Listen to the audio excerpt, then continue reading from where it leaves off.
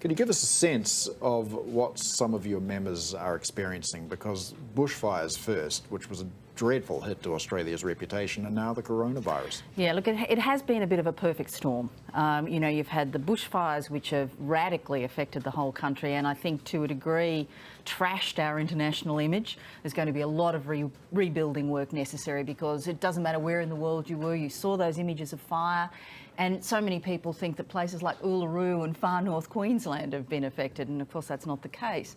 But add to that now the coronavirus, and I think it's going to take a considerable period for Australia to recover. I think we're looking at least 3 years before the numbers are back up.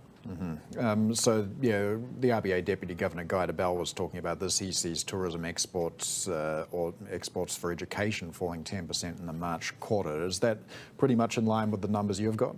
Look, I think it is, but the other complicating factor for us is beyond the education piece and those students who come from different parts of the world. It's the visiting friends and family component of it. So their relatives and friends usually visit something like 4 and 5 times during the course of a degree course, and that's a really big chunk of the market that we're not going to be seeing as well. So it's a pretty devastating impact across the board.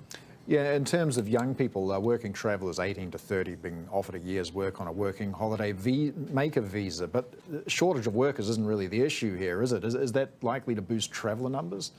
Well, look, it may actually encourage more backpackers to come in one sense, but I think what we're actually looking at is a global slowdown travel period. And remember, we did introduce a backpackers tax several years ago, which didn't make us, didn't improve our destination appeal to that particular group.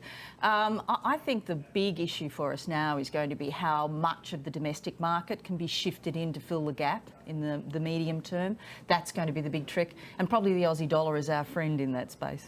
True. And do you see any measures happening domestically that might encourage travel? And we've had a big move down on the oil price today. Is that going to at least perhaps bring the cost of travel down? Look, it may, but I think it's also it's going to be several things. It will be confidence factors in terms of people's willingness to spend in this environment. And we know whenever there's this kind of issue, it does make people very cautious. So I think that outbound and inbound is going to suffer. I think, though, that with the kind of effort that's being put into the domestic campaigns by Tourism Australia and others, that I think that domestic market will see a big uptick, combined with, I think, Australians wanting to contribute to those communities that were affected by the bushfires. How about the fiscal stimulus package that's being talked about from the Treasurer? What sort of measures need to happen in that? Well, look, there needs to be a long-term commitment. I think that's the most important thing. Treasuries have a certain blindness when it comes to the tourism industry. So really what we need them to do is to commit for 3 years of massively increased promotional funding across the board. And it won't just be the tourism industry that benefits from that.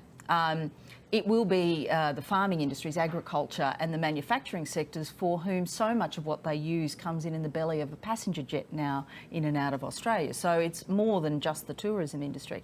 We think there's going to need to be a very big aviation capacity assistance program. So there's going to be quite a bit of money have to go into getting those flights back to Australia. And they could do things like halve the passenger movement charge, which is that hidden tax that everybody who leaves the country pays.